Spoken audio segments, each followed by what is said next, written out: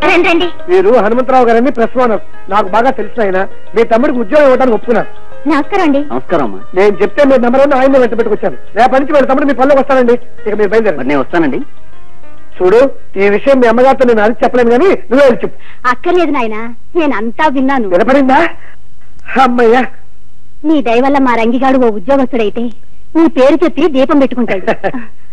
అవును, జీతం ఎంత ఇస్తారట? 600. అలా నీలో నువ్వు గొనుక్కోకు నాయన, కాస్త వినబడేలా మాట్లాడు. 600. 600? ఆ మాత్రం దానికే 6000 అంత అరుపు ఎందుకయ్యా? అంత గట్టిగా అరవకు, నలుగురు వింటే నాకు చూడనుకుంటారు. అత్తయ్య గారు, ఈ లెవెల్ చాలా మీకు. ఎలాగో మీ అబ్బాయికి ఉద్యోగం దొరికింది కాబట్టి నేను మీ అమ్మాయి పెళ్లి. ఏమ్మా?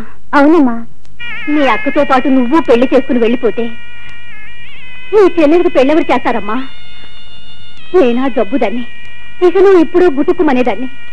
నేను కాస్త అటు ఇటు అయితే దీని పెళ్లి మాట ఏమిటమ్మా? అమ్మా వద్దమ్మా, నువ్వేం పట్టించుకోవద్దు. నీ పెళ్లి నీ సుఖం నువ్వు చూసుకోమ్మా.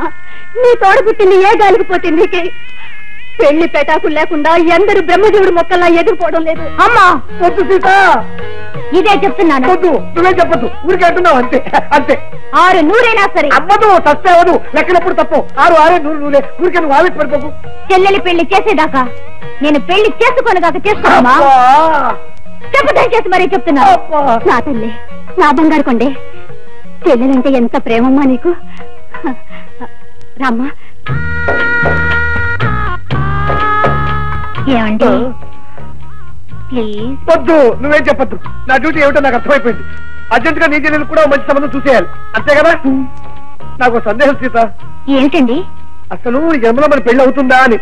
అదే మాటండి. చెల్లికి మంచి సంబంధం చూడండి, దాంతో అమ్మ బాధ్యత తీరిపోతుంది. చెల్లి పెళ్లి ముహూర్తానికి మన పెళ్లి అయిపోతుంది. అసలు మనం మొదటిసారిగా